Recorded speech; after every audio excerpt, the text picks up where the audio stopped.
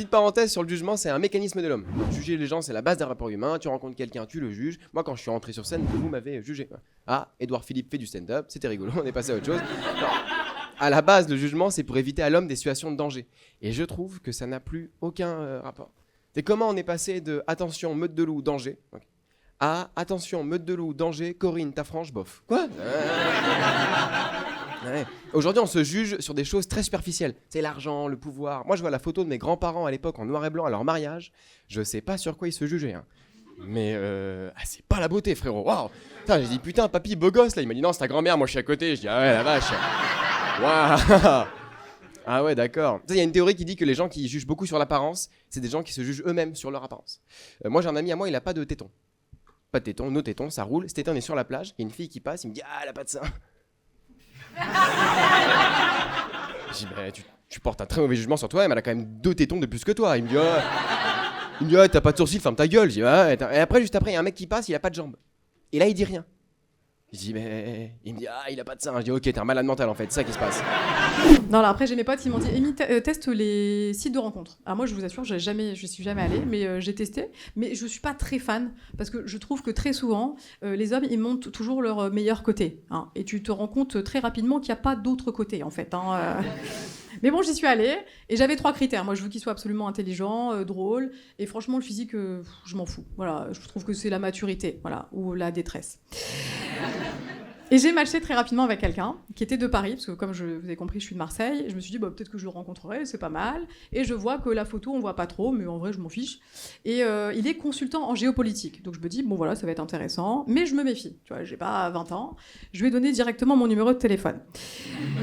Voilà, on s'appelle au moins 2 heures. Donc la discussion est très intéressante, sauf qu'au bout de 2 heures, je tombe amoureuse. Voilà, je me dégoûte, hein, je vais pas vous mentir. Et on s'échange nos Instagram. C'est comme si c'était l'étape suivante. C'est vraiment naze, mais bon, c'est pas grave. On échange nos Instagram et j'apprends pas grand-chose sur lui. Bon, je vois un peu plus de photos, etc. Par contre, j'apprends un truc de ouf sur moi. Je m'en fous pas du tout du physique. Hein. Mais alors, pas du tout. Hein. Et c'est pas les dents, c'est hyper important. Il faut qu'on en parle. Je sais que c'est pas bien de juger le physique, mais le problème, c'est que sur les photos, dès qu'il ferme la bouche, il a 4 dents qui dépassent, tu vois. Tu sais pas s'il veut t'embrasser ou te mordre, en fait, tu vois bien. Et moi, j'ai un truc, je sais pas pourquoi, pour savoir si le mec me plaît vraiment, j'essaye de voir si je me vois l'embrasser, tu vois. Et je sais pas pourquoi, j'ai eu l'image en tête du t-shirt qui se bloque dans la braguette, tu vois. C'est naze, mais je sais, mais bon, voilà. Et donc, je sais pas pourquoi ça m'a calmée, et j'ai arrêté de lui parler, un peu ghosting, on est d'accord. Bon, c'est pas très clair, j'avoue. Et il m'a écrit il y a quelques jours, et je me suis dit, bon, si avec ça, je peux pas le raconter, écoutez bien. Il me dit, ouais, j'ai plus trop tes nouvelles, je sais que tu venais à Paris, t'as une dent contre moi. Non, mais attendez, c'est... Je me dis, c'est une blague. Je crevais de l'envie de lui dire, j'en ai même 4, hein, frérot, hein, vraiment, hein, tu vois bien. Hein, mais... J'ai regardé les Jeux paralympiques. On va y aller, je suis un professionnel. Et les Jeux paralympiques, c'est mieux que les Jeux olympiques, c'est beaucoup plus impressionnant. J'ai regardé l'épreuve de natation, le mec, il arrive, pas de jambes. C'est incroyable. Il gagne, il fait un record. Et le journaliste, il est là, oh là là, il a battu un record, on est impressionné. Je lui dis, mais frérot, j'étais impressionné dès que je l'ai vu, en fait. Ça, c'est trop, même. Il aurait pu faire incroyable talent. Pourquoi il fait ça? Et sa mère, elle a parlé, le gars, il a gagné. Sa mère, elle a parlé, elle a dit, c'est un don.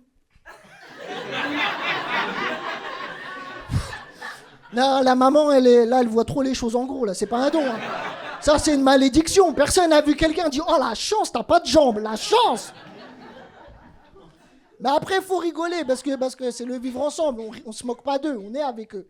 Et j'essaye de comprendre, tu vois. Je regarde des fois, il y a des épreuves, tu comprends pas. Je te jure, c'était un handicapé debout comme ça. Autour, plein d'handicapés. Il parlait et tout.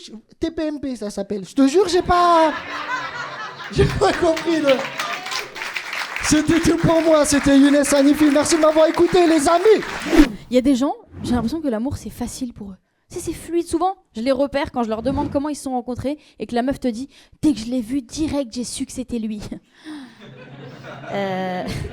Excusez-moi, moi aussi, j'ai déjà rencontré un mec, j'ai su que c'était lui. Sauf que lui, il savait pas que c'était moi. Voilà.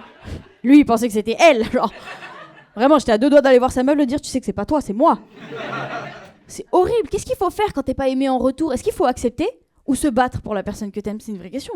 Parce que Je considère que je suis quelqu'un de persévérant, d'accord? Donc, dans le boulot, c'est extraordinaire. Dans le boulot, je bosse. Mais en fait, dans le perso, ça devient très vite j'harcèle.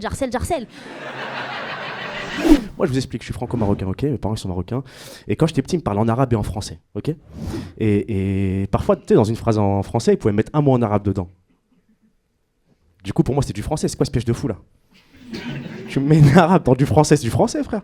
Le mot en question, c'était lézard. Lézard. C'est veut dire drap au Maroc, ok? Premier voyage scolaire, je rentre dans ma chambre, je vois, j'ai pas de drap. Je pète les plombs, je craque.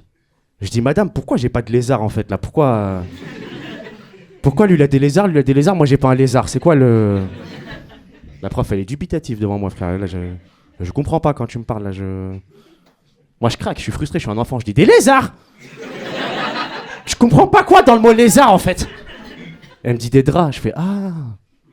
Je suis un blédard, en fait. Quelques semaines après, tu sais, je demande un truc à un pote, il me dit, t'inquiète, y a pas de lézard. Je dis, non, t'as pas capté toi, c'est moi. S'il y a pas de drap, en fait, l'expression.